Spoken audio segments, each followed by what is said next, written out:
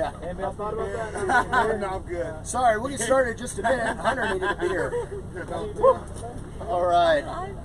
We are live. We are actually live. Hey, Killer Frogs. Beer. Game 1 against Southern is in the books. TCU wins 55-7, and it was an interesting game. As Hunter said earlier, there's probably not a whole lot of analysis we could take away from this game given the competition, but to get things started, let's talk about Shaun Robinson. The era of Shaun Robinson is here. What did you guys think of Shaun Robinson in the first half? I thought he was good. I thought we know he can run. Obviously scored 2 touchdowns today. I thought he started a little shaky. I also think the nerves got to him, but one of the questions I asked is after you got past the nervousness, how did team chemistry seem to be there? Things started to take shape, and he says, well, after the nerves got out, the chemistry's there, everything's there. He just needs to settle down and play his game. And so by the time he got warmed up and got going, he was out. So I thought it was a fair, good start for him. Some of those passes seemed to sail not just slightly off mark, but very off the mark, especially early on in the game. Hunter, does that concern you at all? Not in the least bit, because as Shannon said, he just started getting warmed up, and he scored 5 touchdowns. So hey, he came out first two with his legs. 2 with his legs, 3 passing. He came out a little bit shaky at the start, but it's the first game. First game he's the guy. So he came out maybe a little shaky, but he ended up 17 of 24 and 3 passing, 2 rushing. Can't ask for much more than that. And no interceptions. No interceptions. Yes, which is a nice change of pace for a TCU quarterback to play a game without any interceptions. It is nice. And hey, he looked what he was supposed to be. Yeah, well, he did what he was supposed to do for sure. Exactly. That was the case. Let's switch over to the running game. And running, we had a good dose of Shawo early on, and then Anderson kind of picked things up in the second quarter. What did you guys see from the running game? Well, I saw we got a push. I saw that we still didn't play everybody. What I just found out was as much as we thought we saw a lot of people, we didn't see a lot of people today. Was that in the press conference after the game? Yes, sir. Who didn't we see? I don't have my cheat sheet, so I have to cover that on Monday in our podcast. But I was shocked on both defense and offense. That what Patty said, as much as they tried to rotate, there was a few people that didn't get a chance to play based off some things, nothing dramatic, but NCAA rules and stuff like that. But back to the question as far as running the ball, I think we saw that push. I think we saw what we needed today for what we were facing. All right, we got to take that in perspective. This team is, we did what we're supposed to do against Southern, all right? Next week will be more of a challenge. They'll be ready for us. We have 4 coaches over there that play for TCU, and I think 1 who coached for TCU, so they know us. We can't hide. So we're going to have to play and step up next week and do a better job. But I thought the running game was good to start off. Right. Solid. How about you? Running game, what'd you think? Oh, well, before we get to that, real quick, Ryan, actually, you're wearing one of the Davey O'Brien hats. I'm still upset about my backpack. Okay. Let's get this out of the way. Ryan had some problems getting into the stadium today. I have not let that go yet, so. Well, this might be a public service announcement. So, Ryan, do you have props? I just wanted to let y'all know that. Yep. Okay, so by the way, I carry a backpack every day. I don't carry a purse. I carry a purse backpack because I go to the chiropractor every day. You know how the deal is. So I bought this a while ago. So fashionable. Look at this. I mean, it goes on your. It can be a backpack. It is a backpack. However, it's tiny. I mean, look at this. Put your hand up against it. I mean, look. Seriously, it's like as big as my head. Fairly small. Yeah. It is. And so they would not let me in with this, and I said, but it's clear. And they said, but it's a backpack. And I said, but it's clear and it's small. And I looked next to me, and we have people going in. Betsy, where's your? Oh, she took your purse. It's on her mother-in-law left with her purse, but with the car keys in it. So we're going to deal with that later. But anyway, her she's bag. A little fired up. Over I am. There. Her bag was like 3 times the size, with 3 times as much stuff in it, and we couldn't believe how quickly it is. So anyway, it's a backpack. So if it has this on it right here, I guess the little loop. You cannot take it in. So I dumped everything out of it, put it in someone else's bag that was twice as big as this, and then I left it by the trash can, and luckily it was there with several other bags on the way out. So I don't know what I'm going to take inside the stadium in this bag that I wouldn't in my other bag that I carry over my shoulder that's twice as big. But anyway, I will get over it, but it did not start off the season well with me. So ladies, if it's got 2 straps and it's clear, you can't take it. No, you can even carry in 2 straps. Betsy had 2 straps. So it's only if it's got the handhold. The loop. Yeah, loop. I guess if it can fit on your back flat, whatever. I don't know. Whatever. Cut the loop, you're good to go. Cut the loop, you'll be fine. So. But real quick, I was going to point out. Well, real quick, and I the forgot the hat. hat, right? So Yes. today was Davy Day, Where's this and they had so you can see they had these special edition hats made up, and you could only get them at the stadium, and they went pretty quick from what I understand. They were all gone before the start of the game. So. And I like that they're khaki because that seems like everything we have is in Yep. black, I'll have purple, my white, khakis which we on next week love. with my But black shirt. yeah, there you exactly. go. But it's kind of nice to have a little change of pace. So back to the game, running game, the ground game. What'd you think? Can we ask a boy this question? You know, I didn't say that.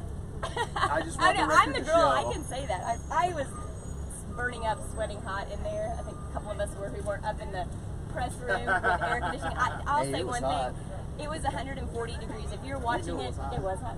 Or Oh yeah, your sun's straight at you. oh yeah. Mm-hmm. I'm not going to complain, even though I had some. But slight they had the temperature on the field down there was 140, and we sit 2 rows up from the field, so we were not far off 140. And I was like, what temperature is it before your brain kind of might start frying, especially inside those helmets? So we did not.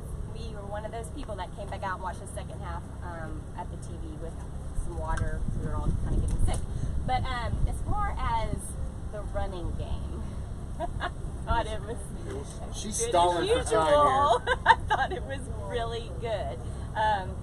We had a good mix, I guess, this year, which is nice to see. We had 10 different frogs touch the ball in this game. And I'm a fan of the running game just because it scares me to death when we start doing the long passes down the field, because it's like, when we wear out the other team, when we can do the running. Well, have the running the word is going. we're gonna get comfortable with that. So you're not gonna worry about it. We Okay, have good. the deep ball. We saw our deep ball work tonight a little bit. A little bit, yeah. And so maybe you won't have to worry so much. I hope not. I just in about 3 more gives me a games. little bit of heart attack, but yeah. But I like watching a game where they're running more than throwing. But seems to be That what we usually do. means we're winning and we're ahead. We're trying to move. Exactly. So last question on the offense. It looks like we're really stacked at wide receiver. 10 frogs not only touched the ball on the ground, but we also had 10 different receivers in this game. How in the world does this team keep all of these receivers happy throughout the season? Score a lot. That'd be a good way to do it. Let's score a whole lot and get them all touchdowns. Yeah. And I mean, honestly, this is probably the most deep team that TCU's had maybe ever. You've just got so many playmakers everywhere, and it's a blessing and a curse. I mean, it's not really a curse. Let's be real. Every big time school in the country has this problem. It's just going to raise the play of the guys who are here, so it's a great thing.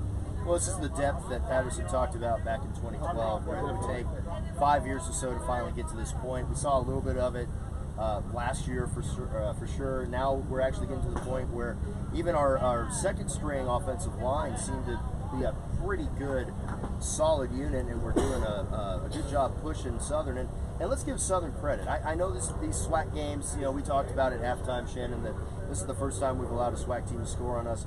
But this team didn't quit. I mean, from beginning to end, it was a battle, and those are the kind of games I like to see out of these teams. Well, it's just a matter of, again, I heard Gary speak about it.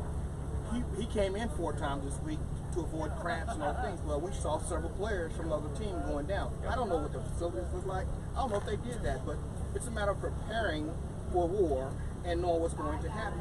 And maybe they didn't have everything they needed to prepare for a game like this, but they played hard and they gave us the best shot. There's no way we lose this game unless we lose this game. Because on paper, we're supposed to win this game, so the score shouldn't shock anybody. It is what it is. Mind you, I was only 7 points shy of what I predicted. But he's going to rub that in for the rest of the week. And so they came in and did what they were supposed to do, but we handled our business. And listen, in the press conference, nobody was overdoing it. They played a good game. Patterson, for the most part, was okay with how they played. We have a lot of room to get better.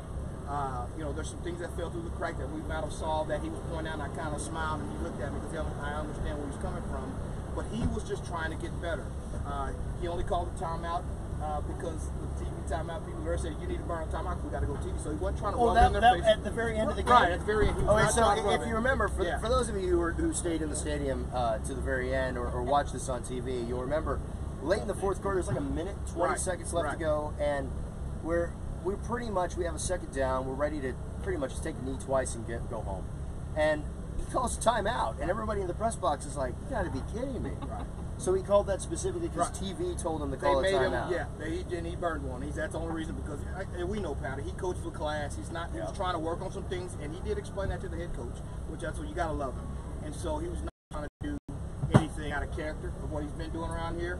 And so we shouldn't, if we know Gary, we shouldn't think so. So anyway, all in all, solid day. And listen, we got to look forward to SMU coming in. They play tonight. Everybody watch them, scout them, because we'll see what we got coming. And they've got a lot of good transfers on that team. I think they had 12 grad transfers last year. Yeah, So. absolutely. How do they do with penalties? Actually, we had more than they did. We were 5 for 49 or 48, and they were 5 for 40. Yep. So we lost in that department. Yeah, we did. Well, five's not terrible for the first game. No, five's not terrible. That's going to be pointed out. We need to No. clear that up. Well, other than giving up the only score for Southern, the defense looked really solid today. Hunter, what did you think? First game, again, it's a blown coverage. That'll happen in a Gary Patterson defense. It's a very complex defense. He doesn't make it easy on his guys. Yeah, I think it was Lewis who got early burned in the on that. season. He ain't going to do that it's again. Something like, hey, that happens. I'm sure Shannon can speak to this. Yeah. It's a complex defense. Guys are smart who are in this defense, but early on there are some miscommunications sometimes. Yeah. First game doesn't bother me one bit. Right. Excellent. Shannon, how about you from the defensive side? Hey, I thought we were solid. Again, Nico Angie, the first question, he blew his blown assignment. And we knew it. Thing about it is, in the other pass, he's not able to get over it. It wasn't on him. But besides the little mistakes, besides being the first game jitters, we just have to get in. You have to start somewhere, right? So you start the first game, and as you start getting in sync, we got SMU next week. Guys start playing. Linebacker play was awesome. They have depth there. It was good to see Ty to be able to shift. Anytime you lose a guy who I think led in tackles last year, and you move him at the end. Yep. Well, two things: either you did it because you're hurting and you had to, or you have some depth and you feel comfortable doing that. And our linebackers showed up. And so listen, those guys are going to be a force to be reckoned with. They're fast. They're moving around, and it's the first game. They're still not pulled together yet. It's going to be some great football here in the next couple of weeks. I know Gary in his luncheon last Thursday, he stated, first of all, there's a lot of freshmen playing. So he said he was just anticipating just as much as we were anticipating on how they would actually play this Saturday, which I think they did fine. But he also said that there's a lot of guys that are great in practice, work their tails off, but when they get in a game, they can't turn it on during the game for whatever reason. And then there's the clear opposites, the ones that may not work as hard in practice, but then they get in and they just shine during a game. Did you all see anybody that you just didn't really know about, and you saw them on the field and you're like, whoa, who's that? Or Davis on that punt return. Yeah. Oh, he broke that open. That was great. And Turpin, I'm going to point this out. I think Turpin spent a little bit too much time thinking about what he wanted to do instead of just doing it, especially in the first couple of punt returns. Well, good point. We talked about the press box. Turpin's he's an exciting player. He gives us ooh and ah. But when he gets to ooh and ah, the ball's right where he caught it. He didn't gain anything. Davis gets in, catches the ball, and literally goes forward. Okay, doesn't juke a soul. All he does is get behind his block and takes it to the house. So, funny stories, Coach Patterson just covered. He's the guy who drops the ball every other play. Davis. If you remember, Well, and he muffed that so they were getting all one, excited on the sideline. He said, and he said, "Hold on, pump your brakes." Very next punt he gets, he fumbles. He muffs it. Bounces off, goes like 7 yards upfield. To your point, those guys that it is what it is. They're going to give you what they are, and they're gamers. Aaron Schobel, he hated practice. Didn't give you nothing. Saturday night, the light comes on. He's a whole nother man. And what do? You leave him alone, let him play on Saturday. Absolutely. That's tough on a coach, because the players that give it their all, it's like, oh, but that's tough. That's tough to coach. Well, and we should be able to see this team give it their all on Friday against SMU. It's going to be a short week. Friday night game in Dallas, so everyone has to deal with Dallas traffic. But it is going to be a home game because, let's be honest, SMU fans just don't show up to games. So get there early. Be loud for the Frogs. We're looking forward to Friday. Make sure to catch us on Monday night. We will have another podcast. We'll broadcast that on YouTube as well. And until then, guys, till next week, let's go ahead and, knuckle up now? Knuckle up. Go Frogs. Go Frogs. Go Frogs.